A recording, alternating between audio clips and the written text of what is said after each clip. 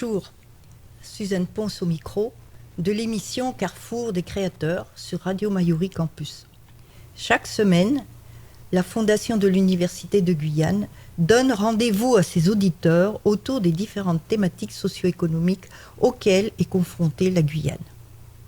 Aujourd'hui, nous échangerons avec notre invité sur une recherche qui est menée dans le domaine de la chimie appliquée à l'apiculture. Il s'agit de la suite de l'émission sur la filière du miel en Guyane. Bonjour Monsieur Jiang. Bonjour Madame Ponce, bonjour à tous nos auditeurs. Sur quoi porte exactement votre travail de recherche ? Alors tout d'abord, mon sujet de travail de recherche porte sur les pollens. Donc l'idée, c'est de les extraire du miel. Donc il faut savoir que le miel, c'est un aliment qui est marqué dès sa conception par un marquage pollinique, parce que l'abeille, lorsqu'elle visite la fleur, elle se fait contaminer, on va dire, par les pollens de cette même fleur. Et lorsqu'elle retourne à la ruche et qu'elle régurgite le nectar, elle dépose en même temps ces graines de pollen dans le miel. Donc une première partie de mon travail consiste à extraire ces graines de pollen, de les analyser pour faire un lien botanique.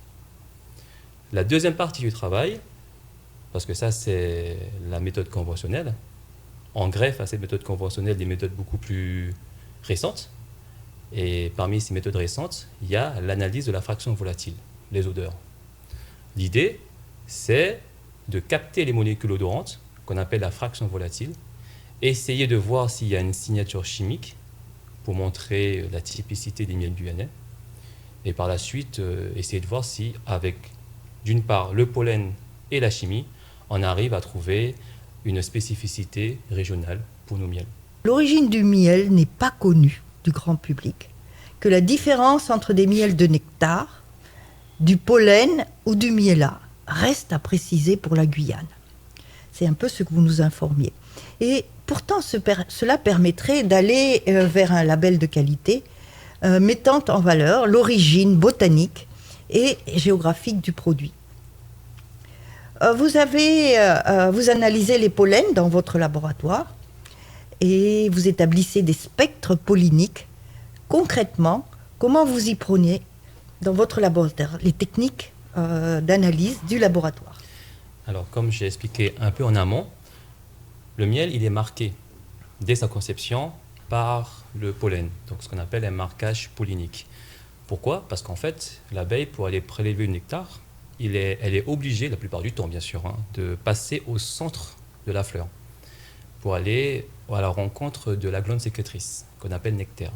Et ce faisant, elle se fait contaminer par les anthères, qui libèrent alors son pollen sur l'abeille. Donc, en échange de cette ressource, l'abeille va polliniser en fait d'autres fleurs, ce qui fait en fait la fécondation des plantes. Et donc du coup, lorsqu'elle retourne à la ruche et régurgite ce nectar, en même temps que les pollens tombent dans la cellule de miel.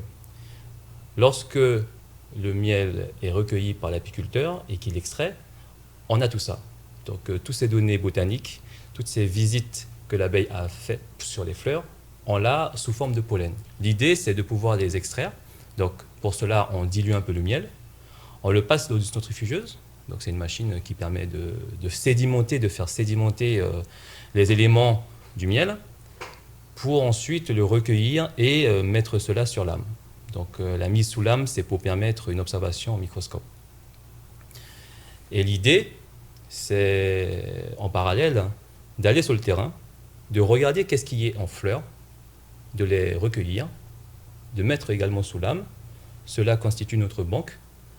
Et lorsque on regarde les pollens du miel, je ne sais pas si tout ça est compréhensible, mais en tout cas, on a d'une part les miels qu'on extrait le pollen, et d'autre part, le pollen qu'on extrait directement des fleurs. Tout cela sera matché ensemble. Donc, par exemple, je prends un miel de bord de mer, je retrouverai des pollens de paillétuvier, mais pour être certain que c'est des pollens de paillétuvier, il me faut une référence. L'idée, c'est d'aller sur place dans la mangrove, prélever des fleurs de paillétuvier pour pouvoir matcher les deux et dire « Ah ben tiens, c'est vraiment un pollen de paillétuvier, on sait que l'abeille a visité cette fleur-là, et on peut conclure qu'il y a forcément du pollen, excusez-moi, du nectar de palétuvier dans ce miel. Donc là, nous sommes devant une espèce de type astéracée. Donc là, c'est le genre Tridax. On va prélever sa fleur pour qu'on puisse extraire les graines de pollen qui sont au niveau des pistils là. Et tout d'abord, donc l'étape numéro 1, bon, on va saisir la plante avec ses feuilles et ses tiges qu'on va mettre entre deux cartons pour pouvoir l'aplanir. Donc ceci va constituer notre herbier. Donc je note bien la date de prélèvement. Ensuite, c'est du genre Tridax.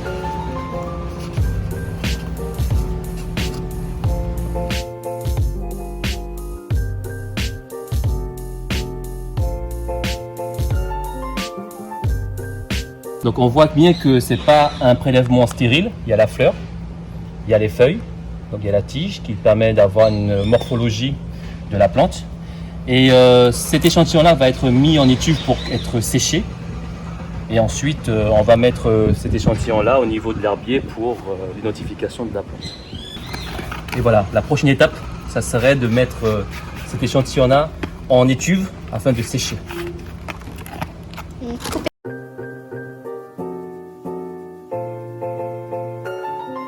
Oui. Alors, donc ici, nous sommes en présence d'une autre herbacée du type Spermacochae. Donc là, nous avons Spermacochae vertacillata, plus connu sous le nom de Tecneg. Donc là également, ce qui nous intéresse, c'est les pistils qui sont au bout de la fleur. Donc là, on va prélever un échantillon non seulement pour pouvoir avoir son pollen et aussi pouvoir mettre en herbier la plante afin de pouvoir l'identifier. Donc là, on a la plante avec la fleur plus les feuilles. Donc ça nous permettra de caractériser la plante.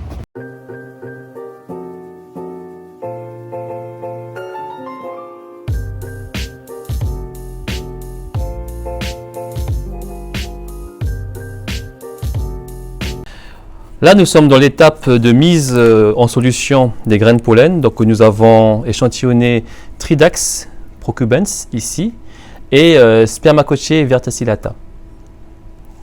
Donc là, par exemple, j'ai un tube Eppendorf avec une solution hydroalcoolique, un mélange d'eau et d'alcool à 50-50. Donc, on va noter sur le tube l'échantillon. Donc là, c'est Tridax. Je vais mettre un T. On va mettre la date de la mise sous tube, donc le 26/04/2022.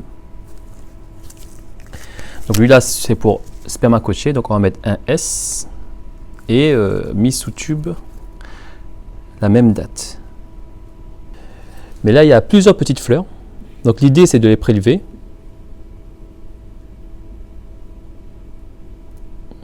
Donc on va prélever les fleurs qu'on va tremper dans la solution hydroalcoolique.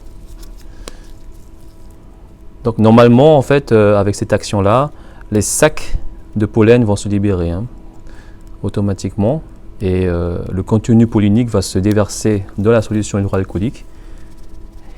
On va passer le tout ensuite dans une centrifugeuse pour pouvoir avoir le culot de pollen qu'on va ensuite prélever et mettre sur lame.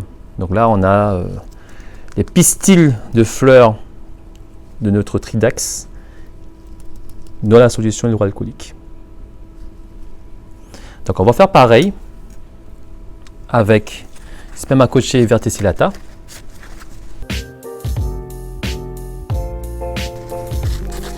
Donc on nettoie un peu les pinces pour pouvoir prévenir toute contamination.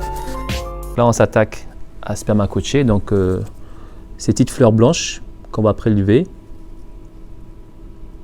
une par une. On va essayer de prélever plusieurs qu'on va ensuite plonger dans la solution hydroalcoolique. Donc comme pour Tridax, normalement le pollen est censé se libérer dans cette solution hydroalcoolique et ce qui nous intéresse sera ensuite récupéré suite à une centrifugation. Donc cette solution elle a deux rôles. Elle a un premier rôle, c'est-à-dire elle permet de conserver les graines pollen, donc facilement stockable. On met dans une boîte qui sera ensuite mis au frigo. Et le deuxième rôle, ça nous permet de pouvoir avoir déjà les grains de pollen sous solution liquide. Comme ça, on a juste à pellever et à mettre sur lame. Alors à ce niveau-là, nous sommes à l'étape 3. Donc on a mis les pollens dans la solution hydroalcoolique. L'idée maintenant, c'est de pouvoir les mettre sur lame. Donc là, on va prendre une lame. On va écrire ce qu'il y a comme échantillon dessus.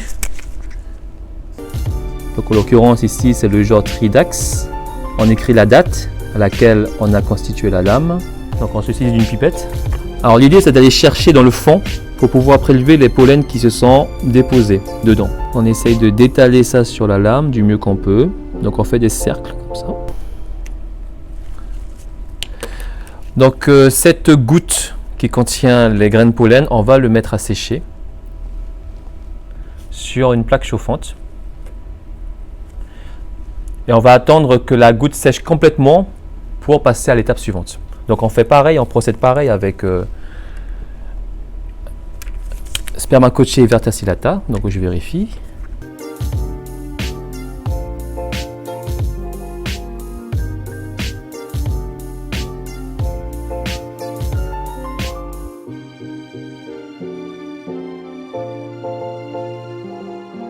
Et on met le tout à sécher. Donc là, on attend que la goutte sèche pour passer à l'étape suivante.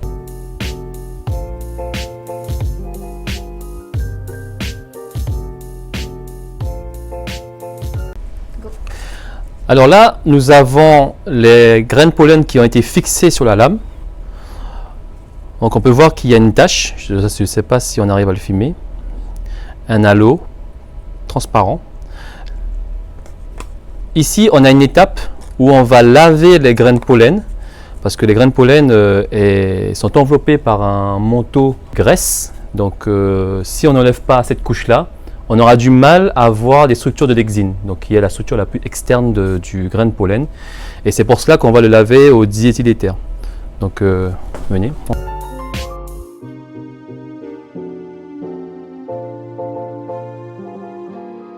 Donc on prend la lame, qu'on pose par-dessus un récipient. Le diéthyléther ici. Alors là, je prélève le diéthyléther. Et on lave.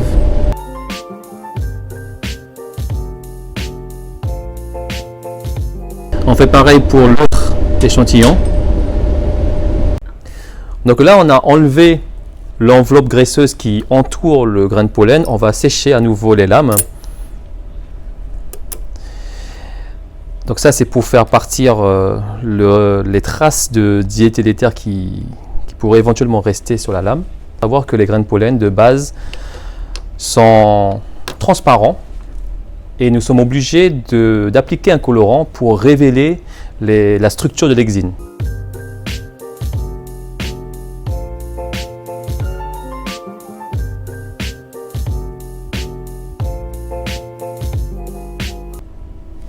Alors pour éviter que ça sèche, on repose le tout sur la plaque chauffante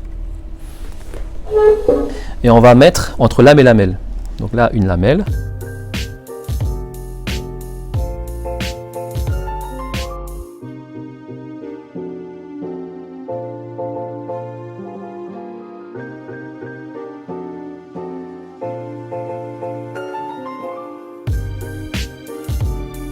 Donc voilà, nos deux lames de la palinotech pour Tridax et pour le genre Tridax et pour le genre Spermacocce sont prêtes. Donc reste l'étape de l'analyse au microscope. J'ai mis en photo le grain de pollen avec un logiciel qui est lié avec le microscope. Donc on peut très clairement voir ici le grain de pollen avec ses équinules, avec ici le pore. On voit un halo plus ou moins brillant et on distingue très clairement le sillon tout autour du pore. Donc on a ici l'échelle ainsi que le taux de grossissement. Et ceci constitue le grain de pollen du Tridax, donc très caractéristique par rapport aux équinules, à sa forme sphérique et au fait qu'il soit tricolporé. Ça veut dire qu'il a 3 sillons et 3 pores. Donc là, nous pouvons voir un sillon avec son pore. Donc sur les autres facettes du grain, il y a les 2 autres sillons et pores. et les 2 autres pores. Donc ceci constitue le grain de pollen du Tridax. Alors généralement, lorsqu'on fait de l'observation des grains de pollen, c'est des sortes de sphères qui se baladent librement sur la lame. Donc lorsqu'on les fixe, ils se fixent selon une position bien donnée. Alors il faut voir ça comme un globe, hein. Il y a une position axiale. Donc ça c'est lorsqu'on voit, disons, le grain de pollen à partir du haut, et une position équatoriale. Donc ça c'est lorsqu'on voit le grain de pollen sur les côtés, sur le flanc, un peu comme lorsqu'on regarde la Terre au niveau de l'équateur. Donc là par exemple, on a pris en photo un grain de pollen du Spermacocce verticillata, donc de la famille des rubiacées. On peut voir ici qu'il est en vue équatoriale avec des sillons. Donc ici en surbrillance, c'est les sillons. Et donc voilà comment ce grain-là se présente sous la forme équatoriale. Nous allons passer en vue polaire pour que je puisse vous montrer la différence. Donc là, on peut voir le grain de pollen en vue polaire. Donc on peut voir très facilement les sillons. Donc là, il y en a 1, 2, 3, 4, 5, 6. Donc on peut peut-être même voir peut-être 7e, donc qui comporte 6 à 7 sillons. Et c'est ce qui fait la caractéristique de ce grain de pollen-là, donc des rubiacées, comparativement au grain de pollen des astéracées, où on a vu que c'était plutôt des équinules, donc des sortes de pics. Nous allons comparer sur 2 photos les 2 types de grains de pollen pour que vous puissiez mieux voir la différence. Donc là, nous avons mis côte à côte les 2 grains de pollen des 2 espèces que nous avons échantillonnées. Sur la gauche, l'espèce Tridax procubens, donc de la famille des astéracées. Et sur la droite, Spermacocce verticillata, de la famille des rubiacées. Donc on peut voir une différence au niveau de la morphologie de l'exine, hein, de la structure de l'exine plutôt. Pour Tridax procubens, donc eux, ce type de famille, donc les astéracées, ont plutôt des équinules. Tandis que chez les rubiacées, donc notamment chez Spermacocce, l'exine est plutôt lisse. Mais au niveau des pores et des sillons, là, on dénote une différence. Par exemple, chez Spermacocce, il y a 6 à 7 sillons, tandis que chez Tridax, il y en a plutôt 3. Donc tricolporé, 3 sillons avec 3 pores, et chez Spermacocce, 6 à 7 sillons selon les grains.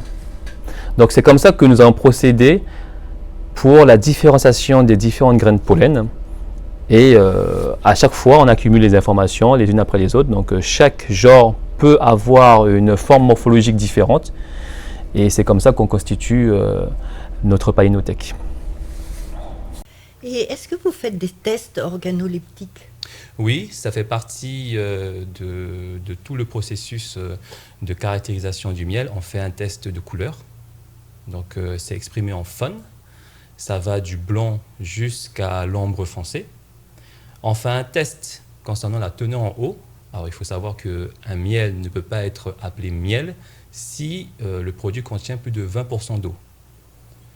Et en plus de cela, c'est aussi pour des questions de sécurité, parce que le miel, s'il contient trop d'eau, ça va permettre la prolifération des bactéries. On fait aussi des tests physico-chimiques comme les tests de conductivité. Donc l'idée, c'est de savoir est-ce que le miel conduit bien l'électricité ou pas.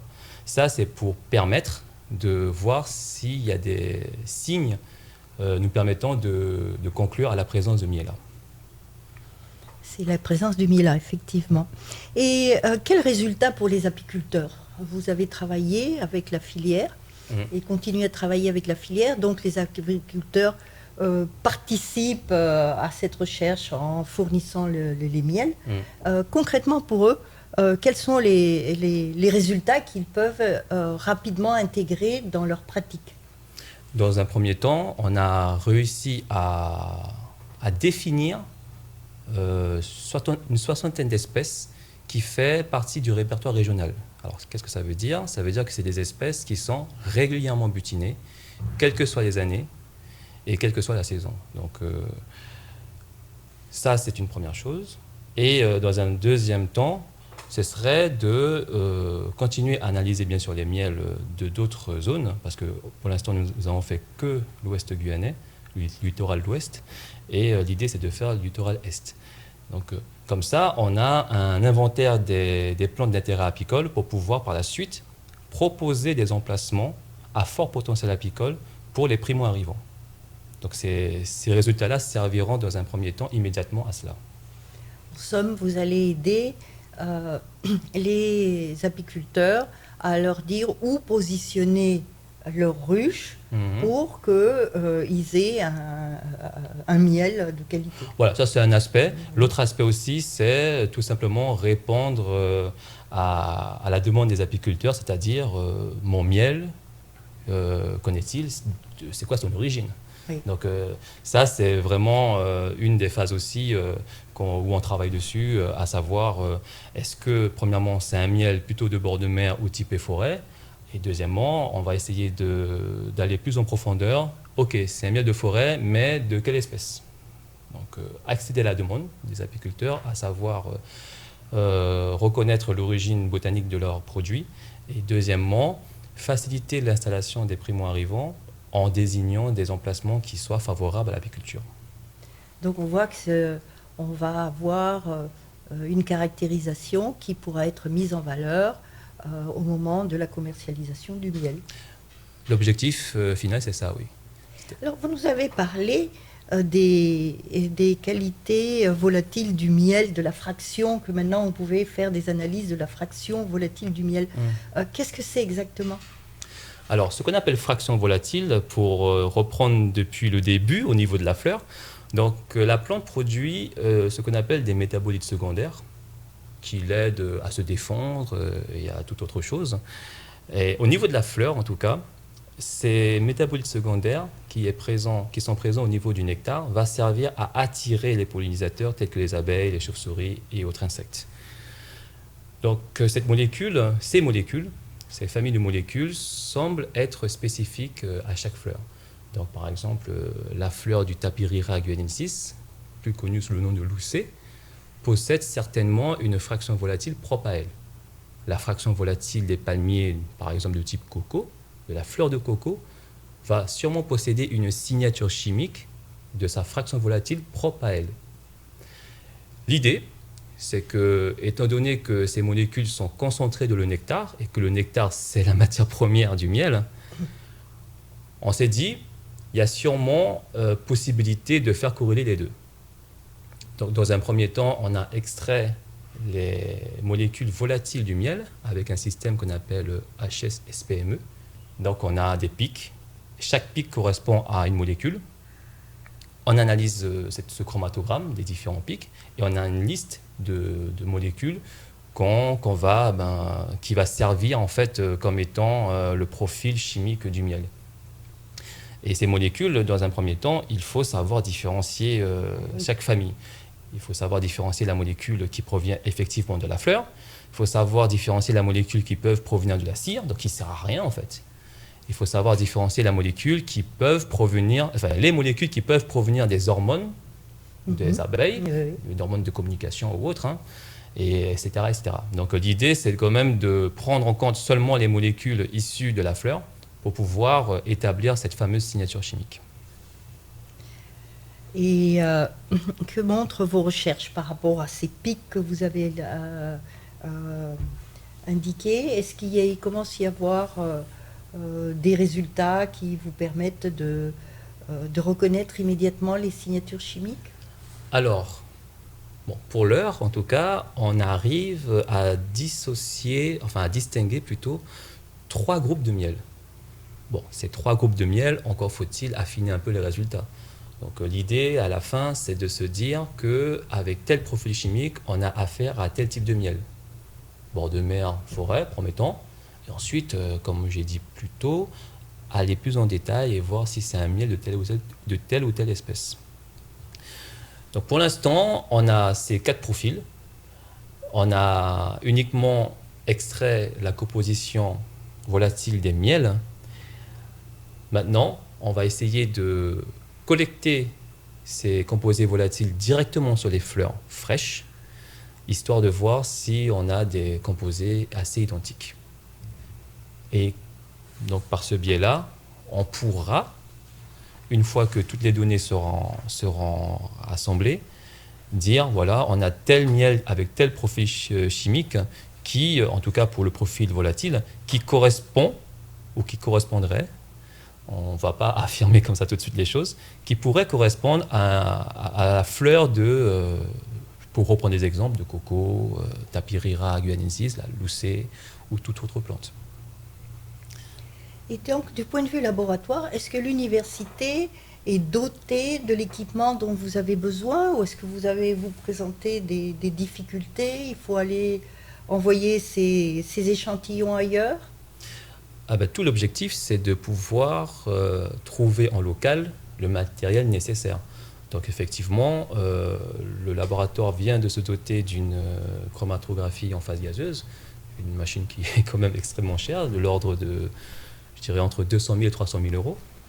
Donc ça nous permettra d'analyser la fraction volatile, comme je l'ai précisé en amont, des miels et aussi des fleurs. Au niveau des microscopes, le laboratoire on est aussi doté, donc des microscopes électroniques à balayage.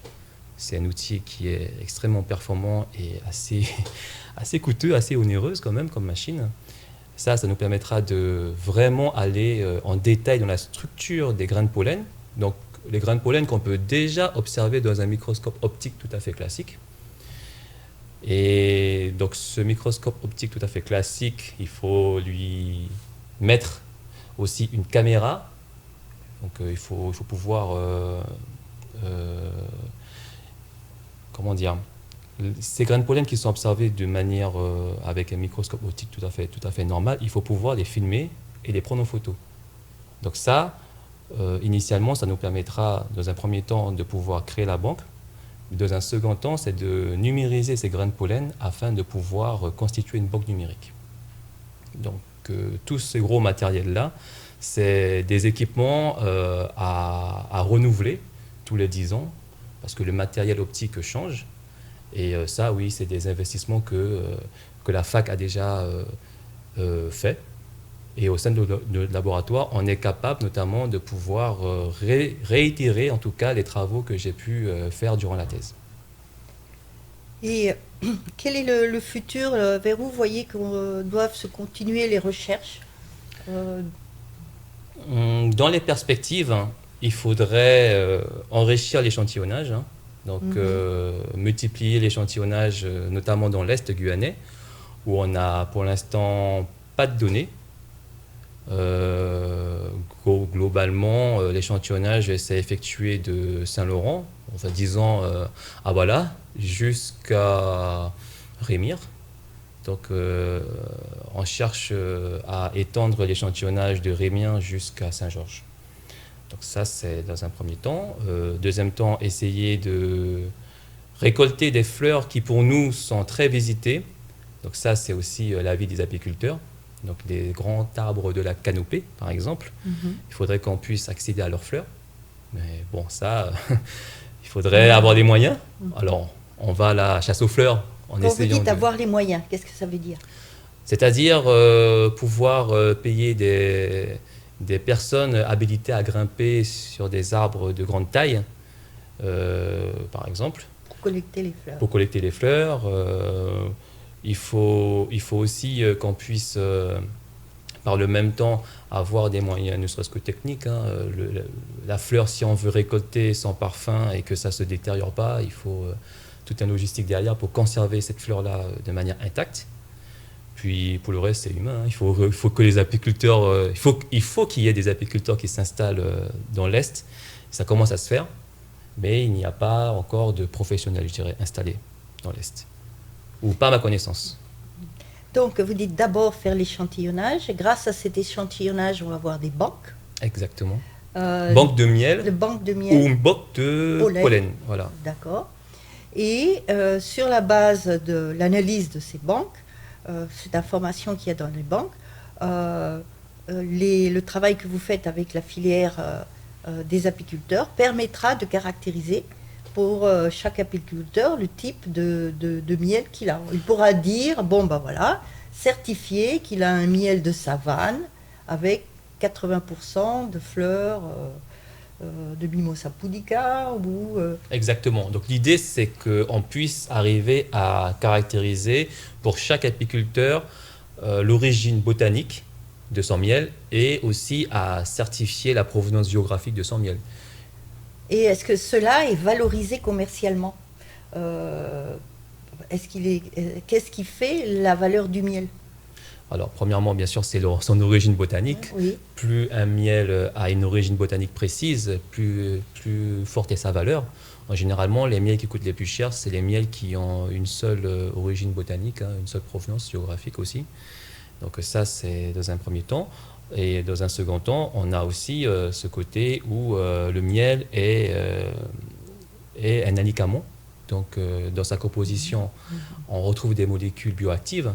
Ça aussi, on est en train de mettre en place des protocoles. Enfin, on a déjà doser ces molécules-là, ainsi que tester l'activité.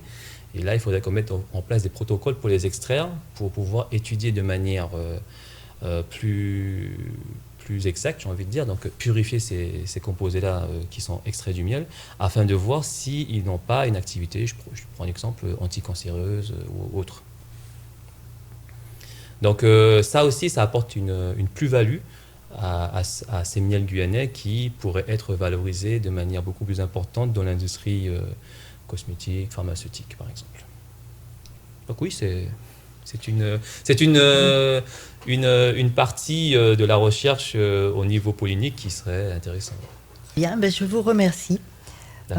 Merci. Cette recherche ça montre, c'est particulièrement instructif. Et je trouve que ce travail que vous faites sur le miel, c'est tombé au moment où justement on voit que la Guyane a été primée au Salon de l'Agriculture pour son miel de qualité. Et vous nous avez donné des perspectives d'études, de recherche de ces molécules, de l'intérêt biologique des différents miels en Guyane, ce qui va permettre d'affirmer, d'affiner et de compléter les caractérisations chimiques comme vous nous avez expliqué. Donc, chers auditeurs, nous arrivons au terme de cette émission du Carrefour des créateurs avec M. Weiwen Jiang comme invité. Nous retenons que la recherche menée par l'Université de Guyane a une application directe sur le positionnement et la mise en valeur du territoire et que la relation avec les apiculteurs et leurs entreprises est source de création de richesses. Carrefour des créateurs, c'est sur Mayuri Campus, chaque samedi à 10h. À bientôt.